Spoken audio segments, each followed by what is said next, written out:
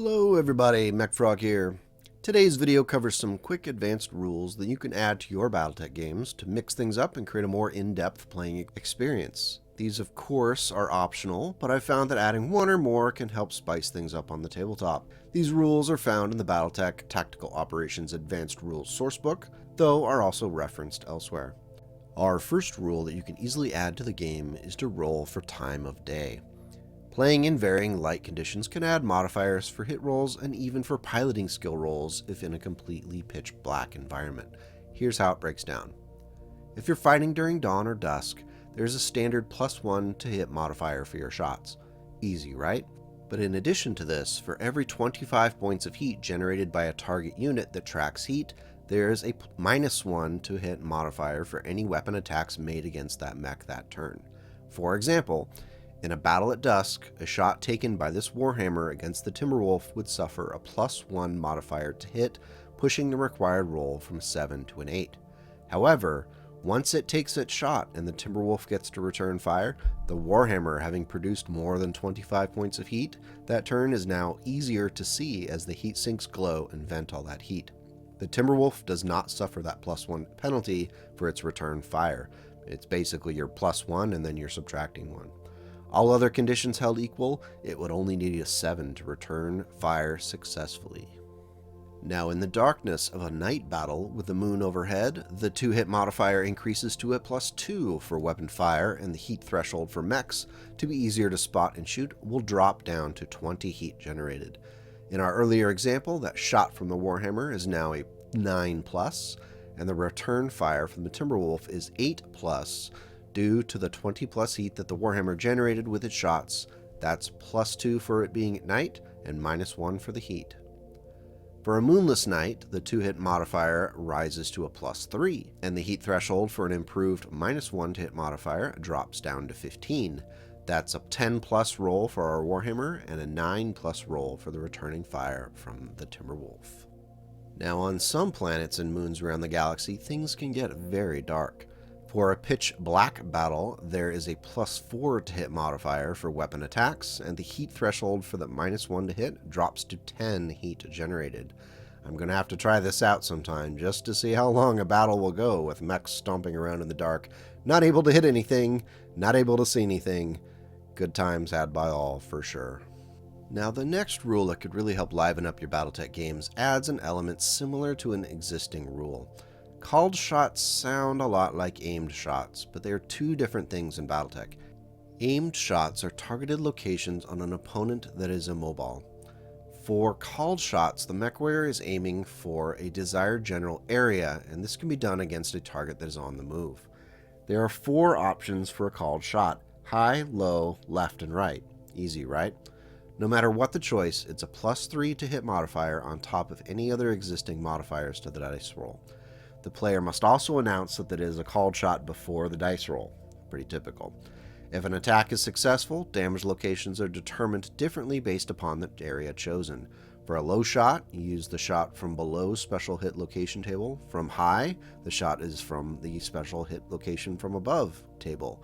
Successful shots from the left and right shift the normal line of sight on a mech by 1 hex side, which could shift the attacker to the attacking from the side damage table. However, it should be noted that attacks from the front wouldn't do this, as the front 3 hex sides are still within that forward arc. For example, here we have a bushwhacker who's going to make a called shot against the left side of a Timberwolf to take advantage of existing damage on that side. Because its firing arc is already to the side of the Timberwolf, the successful roll pushes it 1 hex side further, now firmly in the left side hit location table.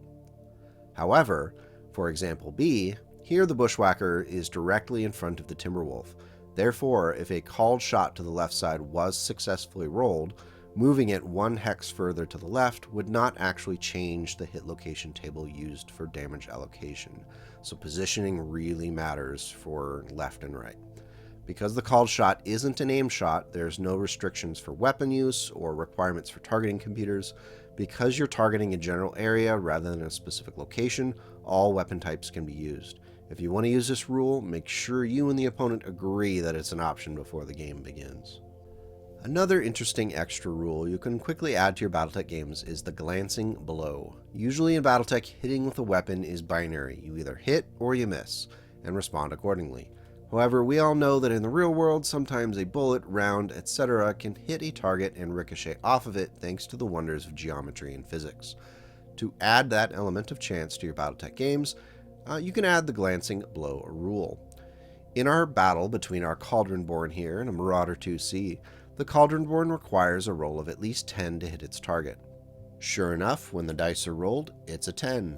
Great!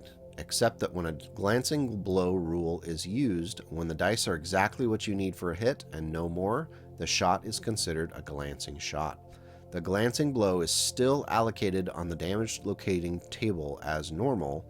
However, due to the fact that some of the energy from that hit was either deflected or otherwise not as effective, it only does half as much damage as usual, rounding down for odd numbers of damage. Therefore, our poor Cauldronborn only causes 7 damage with its ERPPC. That's 15 divided by 2, rounded down to 7. Sorry, buddy, you'll get him better next time. For clusterfire weapons, a glancing blow adds a -4 modifier to your roll to sort out how many hit, but never below a 2. Critical hits are also affected by a glancing blow if the shot does breach the armor or hits a section already breached.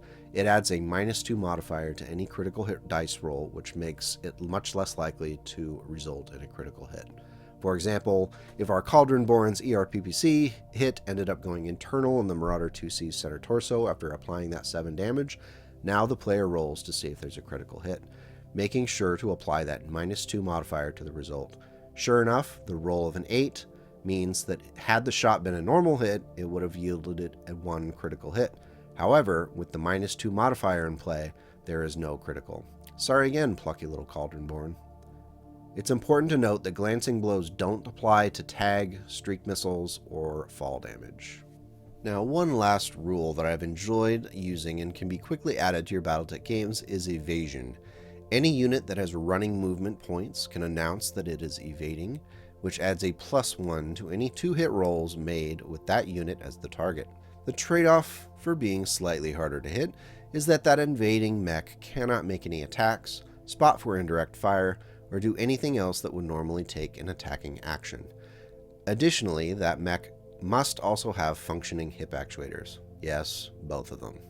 If for some reason you fail a piloting skill roll mid-movement, any benefit from evasion is lost, so watch your step.